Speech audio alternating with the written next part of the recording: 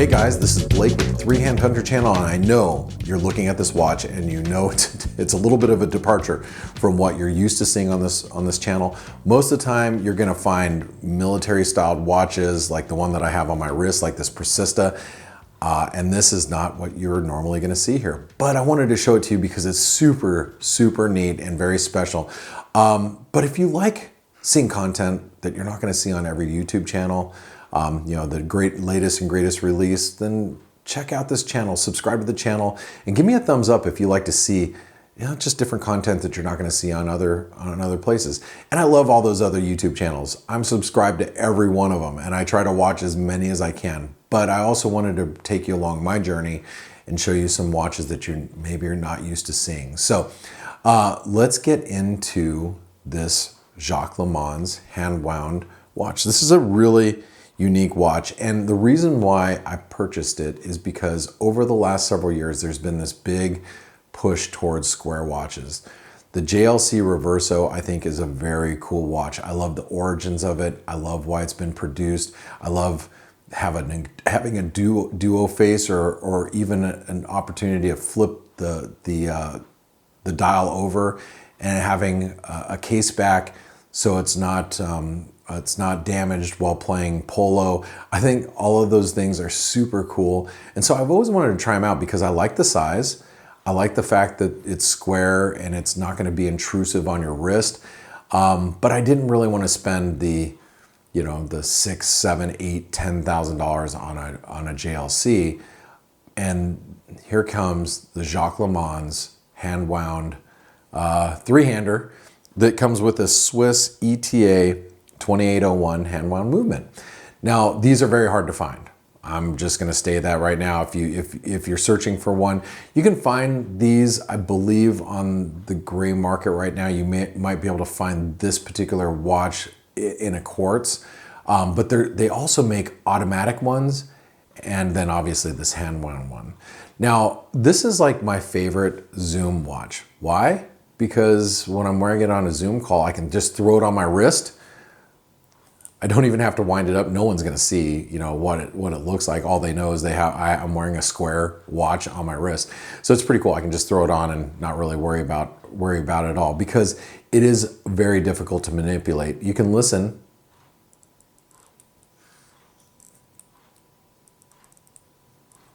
Do you see how hard it is for me to hand wind it? It's really difficult to hand wind. But, once I wind it like 10 times, it'll stay wound for about 24 hours. So the hand wind movement is really cool. It is difficult to manipulate. You have to pull out this little itty bitty crown, and once you pull it out, then you can move the hands, and the hour is going to change. Right? It doesn't have a date, so you don't have to worry about date, which is a nice feature for a watch this small and this dainty. But I wanted to show you the unique features of this watch, or the unique feature of this watch where you can actually take the face, and it's different from a JLC. You pop it out and you can see there's a little ball bearing and maybe some magnets there. Flip it around and you have the hand wound ETA movement. How cool is that? Now that is, come on. That is pretty awesome for those of you that can appreciate just something a little different, a little bit more unique. And then when you're finished, you just pull it back out again, flip it around, and it sets back in place. Now, one of the drawbacks, well, there's a few drawbacks to this watch. First of all, listen.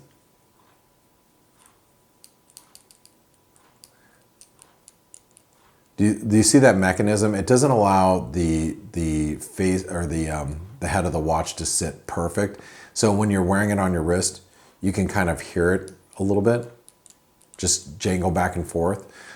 There's that. It doesn't pop out easily. So that means, it takes a little bit of pressure, that's nice because it doesn't flip around on you automatically. It would take a really big jolt to your wrist to do so. Also, one of the drawbacks to this watch is obviously the small crown. On a hand wound watch, it is a little bit of a drawback. It's a little bit more difficult to use.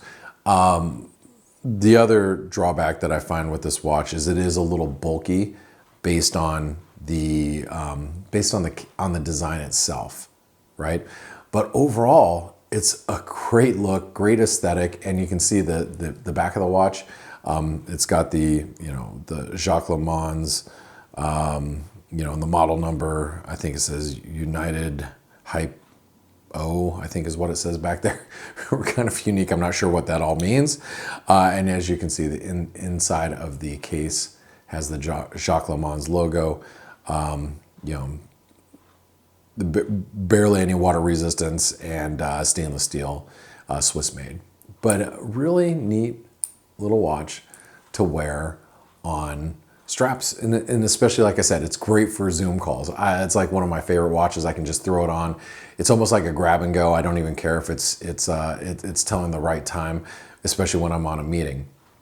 But I actually wanted to take a few moments and do a little bit of a strap show with you so you can see it on different straps, because this strap that you see here is a Gakoda strap that mimics a lot of the JLC straps, watch straps. So if you see a JLC Reverso, it might have a strap that looks very similar to this, with this extra piece that's flipped over and sewn down. So it's a really nice strap. I think it pairs nicely with this silver face. One of the other things I wanted to mention, this is not a sapphire crystal. That is a mineral crystal. But you can see the face and the design. It's almost like a Cartier, or design with the little hash marks and the way it's designed around the outside of the. I don't want to say it's the outside of the dial, if you will. So stick around. I'm going to actually give you a little bit of a strap show. And here it is on another strap. And this is actually another Gakoda strap. It's on a brown strap, and it is extremely supple. But take a look at that. Much different than having a black strap on there. One of the things that I didn't get an opportunity to do is give you the dimensions, which I think are very important, because when we as watch enthusiasts, I think most of us are used to having a regular shape. This happens to be an asymmetric case. You might have a different case. It's a 40 millimeter, 42 millimeter, 38.5 millimeter. You understand how that fits on your wrist, but a square watch or rectangular watch is going to be a little bit different. When you're dealing with like a Cartier or a Roadster, or a Tag Heuer Monaco. You have a Monaco, and you're like, well, does that case really fit my wrist? I have a 7.25-inch wrist, and so I'm going to share with you that this watch works for me on my wrist personally. Okay, so let's measure this one up. So you can see we have 20 millimeter lug widths, right? The thickness, as I said, it's a little thick for as small as it is. It's about 10, well, a little bit more than that. It's like just around 10 millimeters thick, right? So the lug to lug distance, you'll see here, is 40. It's a 40 millimeter lug to lug. Now the distance between, the diameter of the watch is 26. Now let me throw it on my wrist to give you an idea of what that looks like. So I'm going to pull off. This is a 40 millimeter Persista. Actually, it's like 40. Might be just a little bit more. It's like 41, I believe, on the bezel. The case is like 42, right? And you can see how this wears on the wrist, and it wears so comfortably. And I can see the allure of having a square rectangular watch because of just the comfort of wearing one. It doesn't dig in your wrist. Is actually one too tight. As you can see, putting it on the wrist, it fits wonderfully, right? And very comfortable. Very comfortable. I could wear this all day long and I'm never even gonna notice. And I mean, if you think about how light this watch is, this is a hand wound movement. So if you had an automatic movement, it might be a little different, but let me just give you the weight of the watch. hold on one second, let me put it in.